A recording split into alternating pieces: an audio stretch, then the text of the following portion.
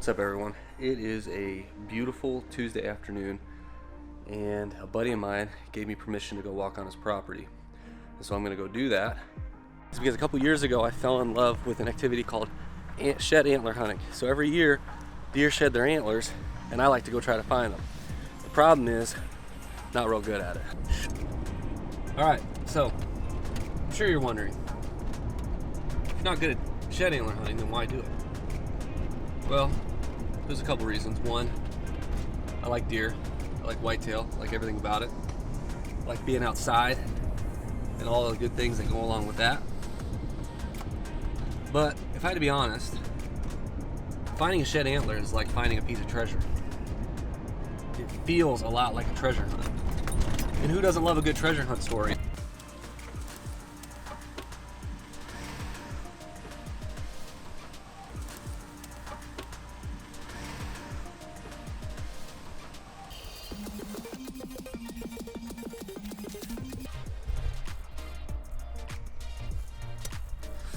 All right, so I was actually reading a story the other day, and I thought I'd share it with you. It was from 1976, and a painter was commissioned to basically paint some unique paintings for a children's book. And after doing some thinking about it, he was trying to figure out a way, how do I get kids to, when they look at this picture book, to not just flip through it, or even people, parents, whoever, when they look at this children's book, to not just flip through it. How can I get them to appreciate my artwork and really dig into it? Guess what he did? He made it into a treasure hunt. All right, so this painter's name was Kit Williams. Kit Williams decides to take on this project, make this book into a treasure hunt, and he goes on to fashion or have made a 18-karat gold rabbit necklace, or necklace in the shape of a rabbit, however you want to put it. So he has this necklace made and goes on to create 16 original pictures, right? And it has words along the outside and pictures on the inside, and they were pretty neat looking. And within them, there were riddles that would help somebody solve this treasure map. So in 1979, this book is released. It's called Masquerade. This book is released, it sells out like immediately. Like literally, they could not keep them on the shelves. So they start selling this book, and people start trying to figure it out, and he gets these letters. First it's just a little bit, and then all of a sudden, for the next 2 years, 2.5 years, he starts to receive hundreds and thousands of letters from people trying to figure out where this treasure is at. And so he had to go through each one of them just to make sure that someone hadn't actually found this long lost treasure. I guess it's not really lost, but you get what I'm saying. So he goes through these letters, and in 1982, he finally receives a letter from a person who had solved the puzzle. The funny thing about the letter, though, is it wasn't anything written. It was just some crude pictures that after some time of looking at it, he figured out that this person had solved it, and he had told him to go on and find it. 3 years it took them to find that treasure. But there's a twist about the person who found it. And to hear about that, you're gonna have to stay until the end.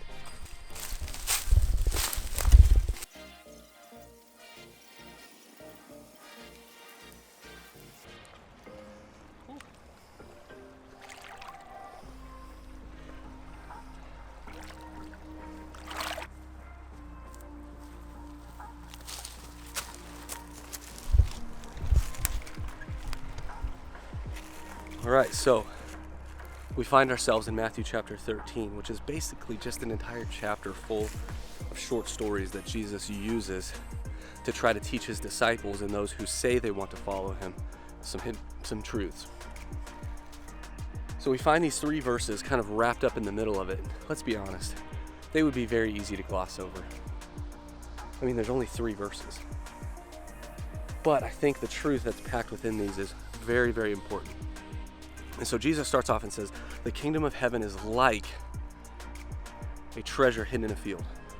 When a man finds it, he hides it again, and in his joy, He sells everything he has and he buys that field.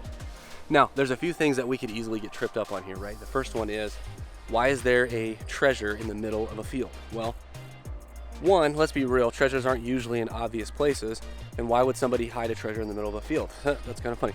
But the other reason is because Jesus knew that his people would understand this story that he's using, this imagery that he's using. Back then, people didn't have access to big banks and safe deposit boxes, and so when they had to put their money or their treasured possessions somewhere, right? If they didn't have the money for a storehouse or a safe place, mind you, they would put them in random places, right? It's like stuffing money in your mattress, or, you know, people finding some crazy valuable document in the back of a painting, right? People do this all the time, even today. And so Jesus, when he's talking to these people, they would have understood this imagery very, very well. In fact, they probably had friends that did this exact same thing. The other thing that we could get tripped up on is, isn't this guy trespassing? Right? He's on someone else's property and then has to go and buy that field. Well, there's a lot of things we don't know, right? He could have been working there and ended up finding it. At the very least, though, it is a little bit shady.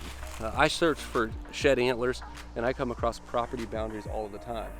And one of the things that I do is I do not cross those property boundaries, but I know that there are a lot of people that do. And so, yeah, this is a little bit shady, let's be real. But Jesus isn't above using shady people really at all. So, and again, here's the thing too. This isn't even the point of the story, but these are things that we could get bogged down on, so I thought I'd address it. Really, I think the hidden gem is kind of found at the end of the entire verse, of that one verse where it says, in his joy, right? In his joy, he sold all that he had and he bought the field, right? Here's the truth. I'm just going to come out and say it because it's so easy. The kingdom of God, being a part of the kingdom of God, accepting Jesus as sacrifice for our lives, and ultimately trying to chase after him to the point that when we die and we leave here and he says to us, good and faithful servant, if we lost everything and that was the only thing that we got was, well done, good and faithful servant, then that would be worth it. In fact, this truth that we get from this man isn't just that we should be willing to give up everything, it's that we should be glad to.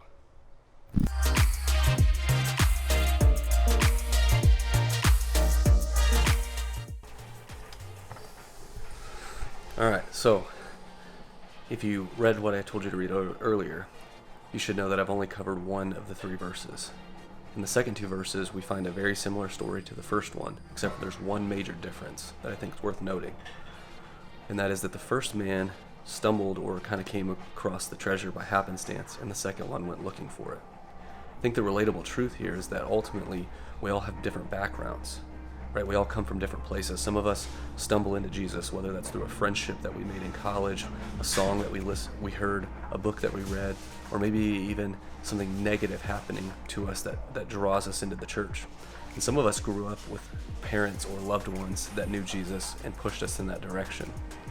But no matter where you come from or what your background is, right, the end goal is still the same, right? We might all have to give up everything that we have in order to follow Jesus, but we're all in it together.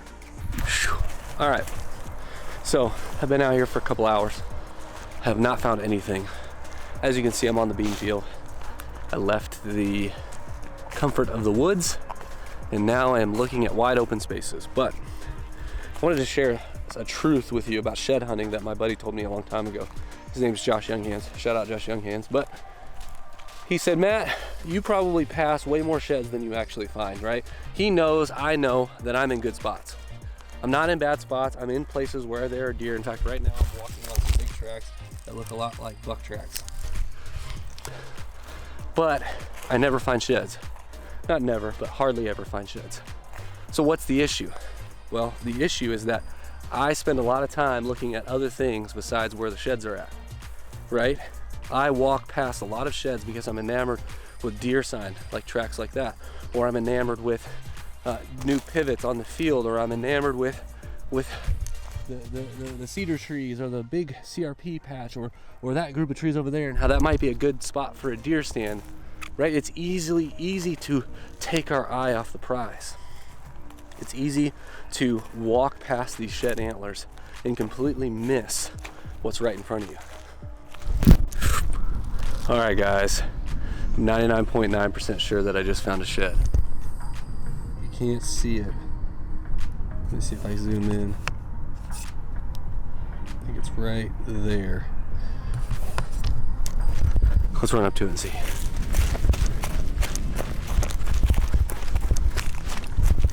It is a shed. Look at that. I'll be honest with you, I was walking back to the truck, which is right over there. From there, and I get to about right there, and I thought this was just a soybean stalk. But it is a shed. I found my treasure.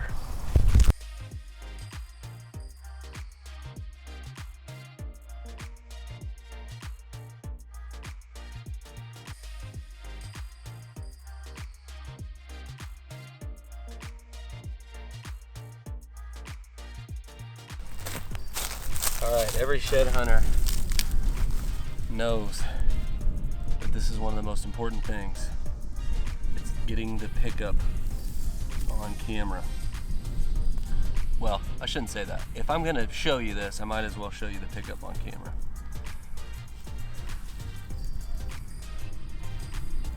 Been here for a little while. It's got dirt, it's starting to get sun bleached from being out here, but that's definitely this year's shed. It's got a little double point coming in right there. It's pretty sweet. I don't know where all these gnats came from. So as we kind of wrap this up, I found a shed. I was not expecting to find that. Kind of a white gold, if you will. But as I think about this passage, I think there's something implicit. There's something in the passage that I think can be overlooked as well. And that is that when each of these two men found or came across the treasure that they were either looking for or weren't looking for, once they knew it was there, once they had their eyes set on it, they never took them off. Right? It's so easy to go through life knowing that the kingdom of God is this treasure and that we should be pursuing it. But what gets in our way? Or why doesn't it come so easy for us sometimes? I think it's because we end up putting things in the way that were never meant to be there, whether that's a sport or whether that's a job or whether that's even good things like our kids in making sure that we provide for them when it comes to money. Right? We end up putting these things in the way of our relationship with Jesus. And so I want to ask you this. I want to finish with this question.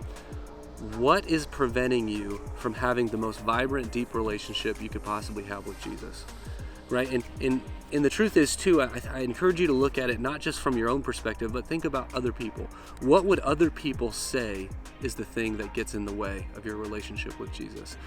And in fact, you might even go out and ask someone that. You might go find somebody that you trust, and you might ask them, hey, what do you see in my life that might be preventing me from pursuing God the way that I should, from making this a priority the way that I need to? To be honest with you, that's a difficult question to ask. It's one that I found myself asking quite a bit. I'll be honest with you, I don't always like the answer.